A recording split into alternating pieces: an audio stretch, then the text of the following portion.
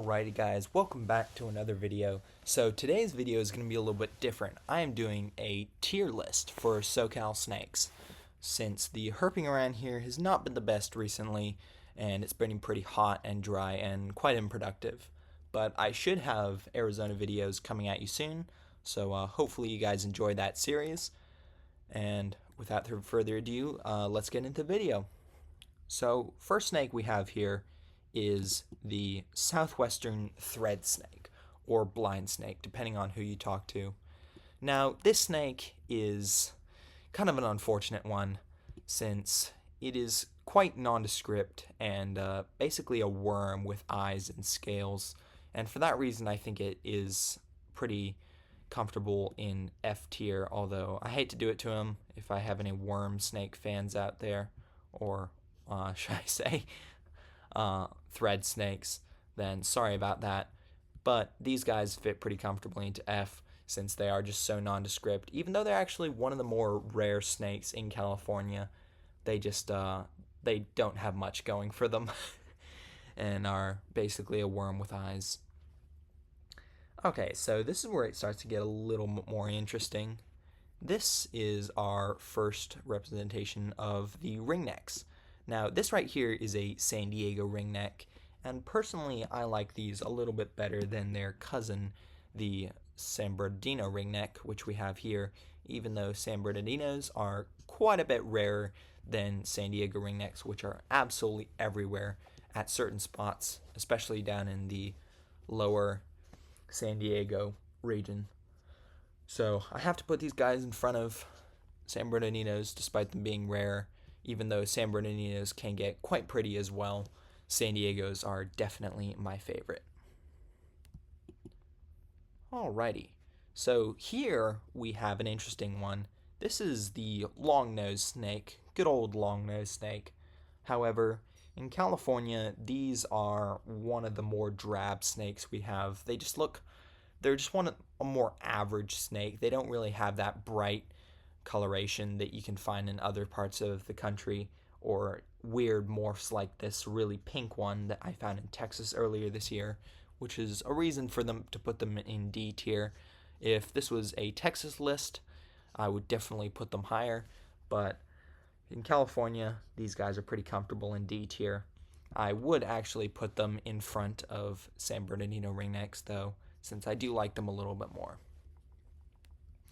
Alright, next snake is the southwestern blind snake, or what am I talking, sorry, centipede snake, or black-headed snake, depending on who you ask again.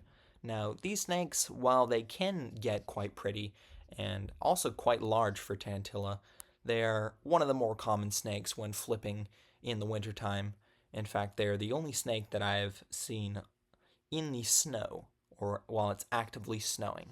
Now, this is what I would consider quite a pretty one from the coastal bluffs of western Malibu, but these guys definitely don't look all that stunning normally, so that's why they are pretty comfortable in D tier, right behind the San Bernardino ringnecks.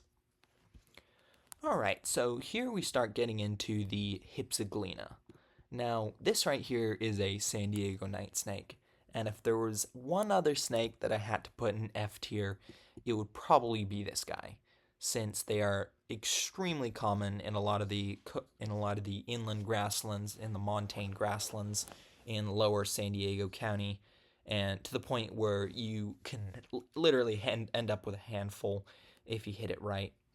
So definitely my least favorite of the Hypsiglena in the United States, probably. But along with these guys, the desert night snakes, even though they are a little bit rare, they are definitely still extremely common in a lot of the western Mojave and lower Inyo deserts. So these are probably two snakes that will also fall in to F tier. Now we get into some of my more favorite Hypsiglena. This right here is a California night snake. And to me, this is probably my favorite Hypsiglena in the United States. They get quite large. I've seen individuals over 1.5 feet in length, which to me is really awesome, especially for a night snake. And along with their cousin, the coast night snake, which this individual is actually from my backyard interestingly enough. So these are definitely my two favorite Hypsoglena. Not a terrible much to say about them, although they can both get quite pretty, which is why they are, I think, deserve C tier. Uh, Albeit low C tier, there will be a lot of other snakes that will come before them, but I think they definitely deserve to be here. Alright, so here we get to our first A tier snake. This is the California lyre snake, and honestly, I couldn't see them any higher than A tier, but these are one of the rare snakes in my area, and aside from that, they can get absolutely enormous. I have seen individuals of these pushing 6.5 feet at length, and they are huge, venomous lizard eaters, and just really, really awesome snakes in general, and can get quite pretty on top of that, on top of being rare. So I think they definitely deserve A tier, and they're definitely not as common as their cousins, the Sonoran lyre snakes, but definitely not as rare as the Texas lyre snake, which I have not yet seen yet, and is one of my last species to see in West Texas.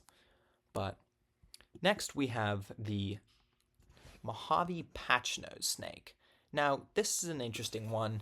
This is a quite a rare snake in a lot of the Mojave deserts where they occupy. Um, Even though, and I've only seen a handful of them, this is one of only 3 I have ever seen, so they are quite rare, although I honestly can't put them any higher than C tier, even low C tier actually. Night snakes kind of beat them for me, even though they are rare. I just feel like there's not much to say about them. They're rather nondescript. They can get quite pretty, but I have yet to see one like that. So for now, they're going to sit comfortably in C tier. Alright, and next up we have this snake. Now, this is the western yellow-bellied racer. Now, if you go out to a lot of the places in the Great Plains, such as Colorado and Wyoming and Nebraska, these guys become quite common. But here in Southern California, there are only a few places where we can see them, and they are incredibly rare even in those places, and considered one of the best finds. So for that reason, I kind of have to put them in B tier. They are really, really beautiful snakes. They have these bright yellow bellies, and are one of my favorite snakes in the habitats that they occupy, so I think they can sit pretty comfortably in B tier. Alright, next we have one of my favorites, the rosy boas. Now, in California, we have 2 species of rosy boas, or I should say 2 rosy boas. We have the coastal rosy boa and the desert rosy boa. The desert rosy boa being far, far rarer than the coastal rosy boa, and while they can't quite make it into S tier, they are definitely going to make it into high A tier. These are one of my favorite snakes to look for, and they can be incredibly rare and difficult to find in a lot of the habitats that they occupy here in SoCal, so definitely deserve their A tier status, on top of being absolutely beautiful often. So I think they can sit pretty comfortably up there. As for their brothers, I should say, the coastal rosy boas, these are much more common, although I definitely think they deserve a B tier at least category, and it probably wouldn't be a stretch to move them up to low A tier. It's just that they are much more common, and even though they can be much more variable, you can also get some dogs out there that are just not all that pretty. Alright, now we get into the shovelnose snakes, Chianactus. Now, this is a Mojave shovelnose snake right here, and is honestly the prettiest one I have ever seen. It's got some really, really nice yellows going, and this is one of the nicest individuals I have ever seen. And for that reason, I think they fall pretty comfortably into D tier, along with being incredibly common. I mean, if you hit it right, you can probably see 30 of these in a night in a lot of the areas down in the northern Incapaz deserts and Mojave deserts. So for that reason, they're going to go in A and go in D tier. However, for their cousin, the Colorado desert shovelnose snakes, These are another snake that fits very comfortably into B tier and are one of my favorite snakes to look for in the deserts. They're stunningly beautiful and they almost look like coral snakes with a similar band setup, and are really just a really beautiful snake, along with being quite rare in some areas. Although if you go down to the Anza Borrego area, they are incredibly common, which is why they can't get any higher than B tier to me. But that being said, they are incredibly beautiful, so that is why they fit pretty comfortably in B tier. Alright, next we have the gopher snakes. Now, we have quite a few gopher snake species in SoCal. The most common that I see is probably this guy.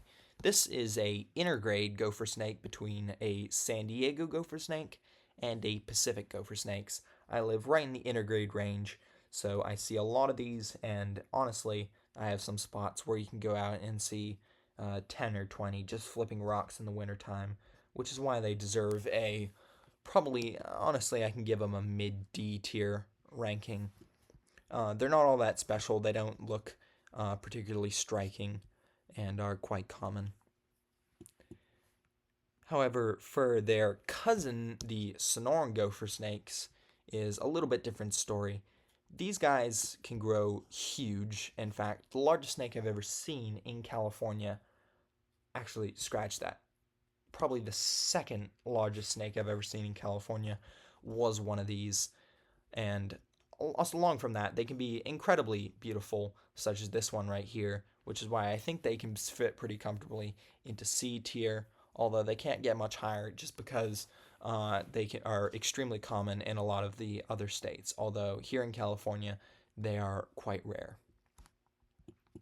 Now, here in SoCal, this snake right here, the Pacific gopher snake, is extremely rare, restricted to only a few sections of the Cuyamaca Plains up in, I'd say, northern central Southern California.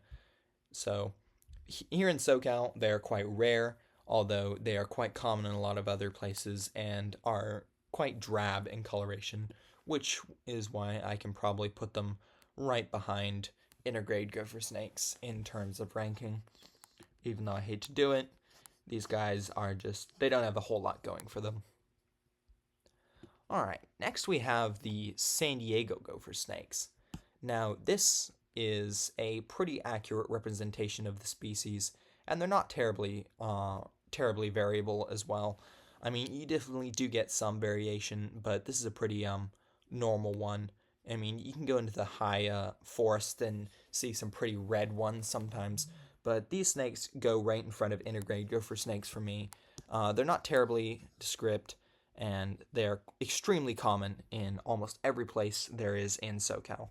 So they can't really get any higher from a D tier for me. Now, this is going to be a somewhat controversial decision, especially if I have any viewers from Utah or Nevada or Oregon. Now, this here is a Great Basin gopher snake. Now, if you live in one of those snake states that I just mentioned, these snakes are going to be incredibly common. In fact, they'll be one of the most common snakes you see. But here in SoCal, they are incredibly beautiful, such as this one, and this one doesn't even do the species justice, and are incredibly rare and only occur in a few parts of the eastern Mojave and Inyo deserts. So for that reason, I have to put them in B tier, honestly up there with rosy boas for me, just because they are so rare and they can get quite pretty as well. So they can be fit pretty comfortably into a high B tier ranking. Alright, so the next snake we have here is the Baja California coach whip, Masticophis fulgoniensis. Now this snake here is absolutely, hands down, one of my favorite snakes in the US. They are absolutely enormous, getting up to 8.5, possibly even 9 feet. I don't know of any specimens that have grown that big, but they're enormous. They eat everything. I've seen these eating rattlesnakes and huge rodents, of course.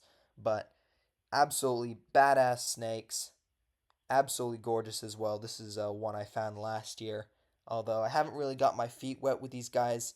On top of them being extremely rare in the very, very small place that they occupy in habitat down in southern San Diego County, down by the border of Mexico. So these are an absolute S tier snake for me, and they're probably going to stay quite high up in S tier because they are absolutely one of my favorites and can't wait to look for them in 2025.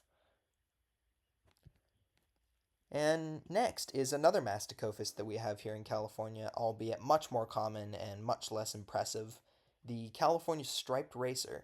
Now, if you live in California, you know these, you love these, but they're quite common. So, and there's honestly not too much to say about them. So, I'm probably going to put them in high D tier for now. I mean, they could get moved up to C tier, but honestly, I see a lot of them, and they're just a striped snake. There's not a whole lot to say about them, although they are Masticophis, and I love Masticophis, so could move them up to C later. And next is another coach whip. This is the red coach whip or red racer, depending on who you talk to. Now, definitely not as impressive as the Baja California coach whip, or as rare, or is pretty in my opinion, but definitely still pretty awesome snakes. So that's why I think they deserve a high C tier. Possibly, you know what? I have to give it to them. They're going to go in a low B tier just because I do like them, but I do see quite a few of them crossing the road down in Palm Springs and Borrego Springs, especially. So that's why they can't get much higher for me. But I think they're pretty happy there. And now we are getting into the garter snakes, Thamnophis. In Southern California, we have quite a few species in California, but in Southern California, there's only three. And the most common of those by far is this guy, the two-striped garter snake, Thamnophis hammondii. Now, I've personally seen quite a few of these, and they can get quite pretty. They have nice red tongues, but they're pretty common. So, for that reason, I'm going to put them in middle D tier. Definitely can get some really nice ones, but it's not often. This is a pretty normal phenotype. This one's from a local canyon around here. Even though they are semi rare in my area, you go down to San Diego County once again, and they become extremely common. So can't get any higher than that for me, honestly, but still do like them. Next is this guy, the mountain garter snake. Now, these are extremely widespread up in the Sequoia National Forest and up by Yosemite. But here in SoCal, there's only one mountain range where we can find these guys, and they're quite common in that mountain range, but you can't find them anywhere else. So for that reason, they gotta go in middle C tier for me, because they are definitely quite pretty snakes, and you can definitely get some nice ones with red that look almost like red-sided garter snakes from the Midwest. So definitely like those. They are definitely my favorite garter snake in California and possibly the Southwest. I don't know. And our last species of garter snake is kind of a weird one.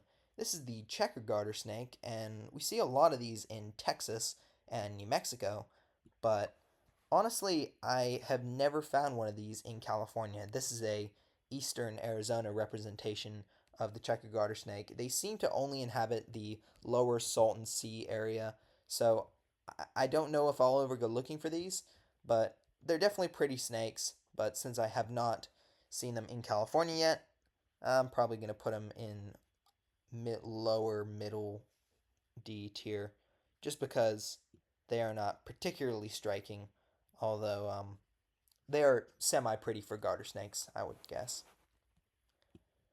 Now, this one is kind of a California endemic, at least in the United States, at least.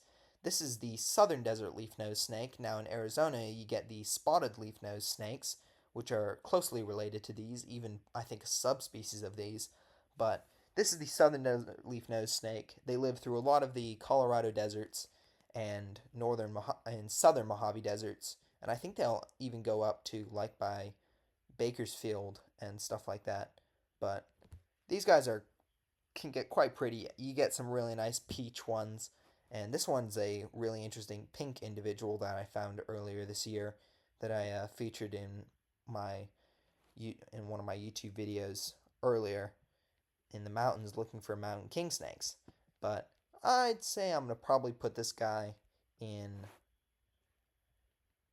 probably high C tier. I do like them quite a bit, and I remember when I first found one back in, what was it, 2019, I was so stoked that I found them. But you see a lot of them cruising in the deserts down there, so that's where they can't get any higher for me. And next is one of our glossy snakes. Now, this is by far the rarer glossy snake in SoCal. This is the California glossy snake, but honestly, I don't find them particularly attractive, even though they are rare. I've only found two. I'm probably gonna put them in low D tier for me. They're just not especially pretty, and I don't know. Just I don't think they're as pretty as even their more common desert glossy snake counterparts. Which brings me to this guy, which is the desert glossy snake. See a lot of these cruising in very similar habitat to the leaf nose, and they probably occupy a pretty similar tier ranking as leaf nose for me. I'll put them in C tier. Honestly, I might put them just below leaf nose. Leaf nose are a little bit more unique for me.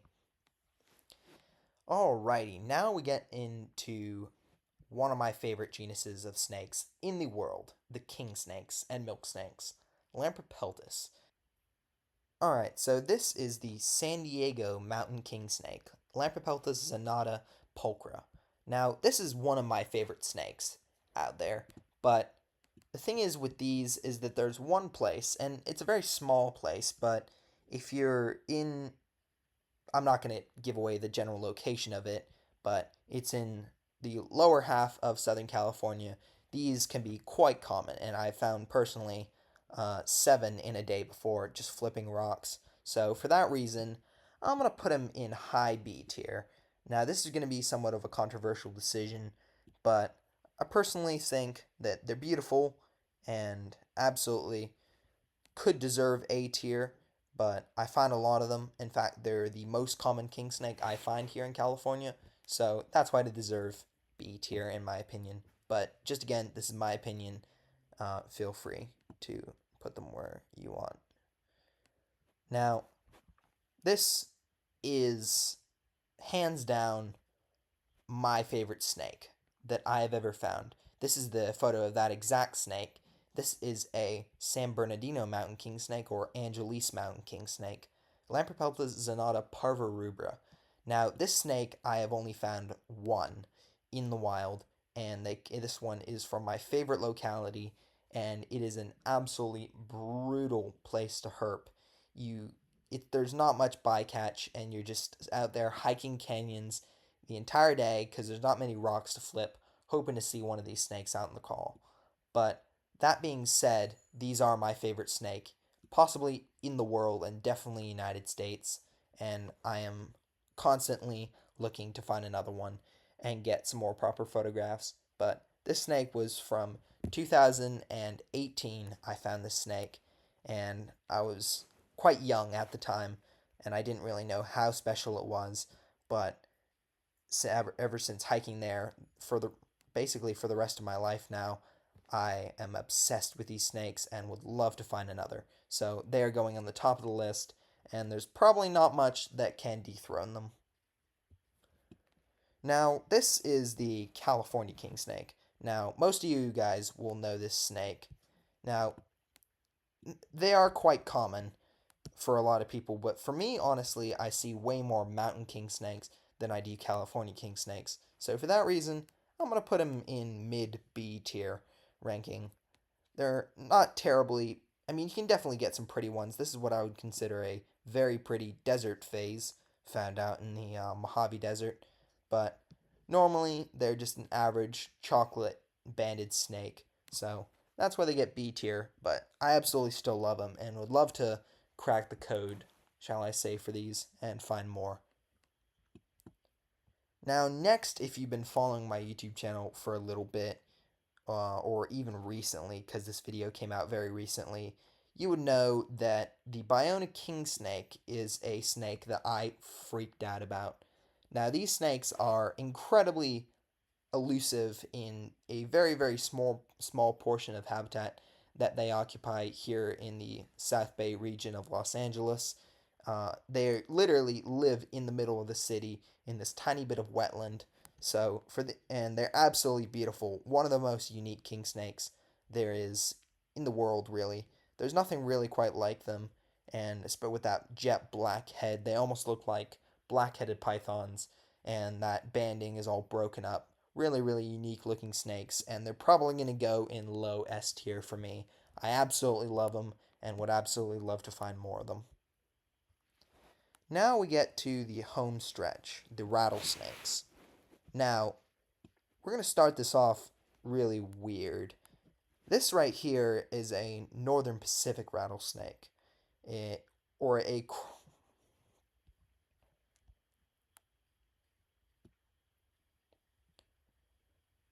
All right, now we're going to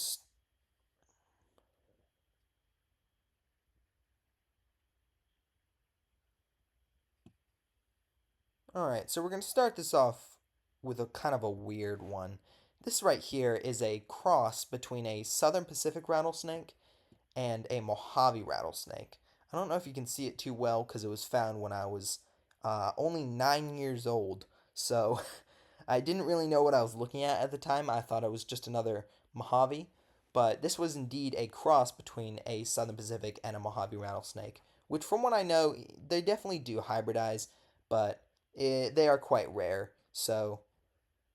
But for that reason, I'm probably going to put him in C tier, but since I have only found one and I was quite young when I found it, I can't really put him any higher. I definitely think they're unique snakes, but this is one of the few photos I got out of this guy, so can't really say a whole much about him. But they definitely are a pretty snake, but I need to find more to really grow an appreciation for them, or just find out that they're just like their Mojave cousins and assholes and love to bite. But yeah, weird find. That it's a weird one to rank. Now next is one that I only first found earlier this year. This is the Northern Pacific rattlesnake. Now, I see a lot of Southern Pacific rattlesnakes, which I'm going to bring up here, but Northern Pacifics in Southern California, there's only a few places where we can see them, up in southern Tulare County and Inyo County. Um, so these snakes are one of the rarer ones in Southern California. I think you can also get them by Red Rock Canyon State Park up in the northern Mojave. But this one was found in Tulare County, so this is the only representation of the Northern Pacific rattlesnake that I've seen, and it's definitely a very pretty snake. So for that reason, it goes in high A tier for me, and is probably one of my more favorite rattlesnakes that we have here in Southern California. And next we have, speaking of which, my favorite rattlesnake we have here in California. This is the speckled rattlesnake. Now, here these are southwestern speckled rattlesnakes, Crotalus pyrrhus, and this is a very, very pretty individual of which I found in Palm Springs in 2020. And this is one of my favorite snakes I've found in SoCal or around my area. Beautiful coral phase speck, and I haven't got found too many of these, so it's definitely a special find, and I'd absolutely love to see more of them. I've only seen 5, I think, in the wild, so they're definitely kind of an enigma for me. But nevertheless, they're a very pretty snake, so that's why I think they deserve high A tier. Possibly, I think they can be pretty comfortable in the highest A tier. Beautiful snakes. And for their brothers, the Southern Pacific rattlesnakes, honestly, I see so many of these, but they are quite diverse. You can find a lot of pretty, pretty individuals that are like, wow, that's a nice snake, even though they are extremely common. So for that reason, I'm going to put them at the highest B or highest C ranking, because I do like them, even though they are quite common. And they always make rocks feel really good, so love them, but they are quite common. Now, next is one that is really, really common in other states, but not so common here in California, and we only get them in the eastern Colorado desert. Now, this is the western diamondback rattlesnake, of course, the Atrox, the classic Atrox. Everybody knows them, and honestly, they can be quite annoying out in places in eastern Arizona where you literally are finding 20, 30, even 40 baby Atrox in a night, and nothing's really moving, especially in monsoon season where these guys are hatching out. So I do like them, but for me, even though they're rare in California, I'm gonna have to put them down here in F tier just because in so many other states they're so ridiculously common. So that's why I think they can be fit pretty comfortably down there. Although it pains me to do it, they are just so common in other states and not particularly pretty as well. Even though you can get some nice ones, all these snakes you can get stellar individuals, like 10 out of 10, but a lot of them are more rare than others. Alright, and next we have this old grump. This is the Mojave rattlesnake. And these snakes, while they are absolute assholes and will absolutely bite you and send you to the hospital if you piss them off, I do really like them, and I like them a lot more than Atrox. So I'm going to put them back up here in high D tier. I think they are the highest representation of the D tier class, and they definitely can get quite pretty, such as this really nice faded individual here. This is not a California representation. This is a Arizona representation found just across the border, across the Colorado River in western Arizona. But they definitely are my favorite common rattlesnake. And next we have probably my second favorite rattlesnake of all time. This, to me, is a classic, a Southern California classic. This is the Sidewinder. This particular morph is what is often referred to as the Colorado Desert Sidewinder. Now, honestly, I recognize them as one species with several different morphs, but some people try to break them up into two species, the Mojave Desert Sidewinder and the Colorado Desert Sidewinder. But this would be what would be formerly recognized as the Colorado Desert Sidewinder, and they're definitely cool snakes. They have these crazy horns on their head and can get quite pretty, such as this one, this minimally patterned one with some gold barring and blotches on it.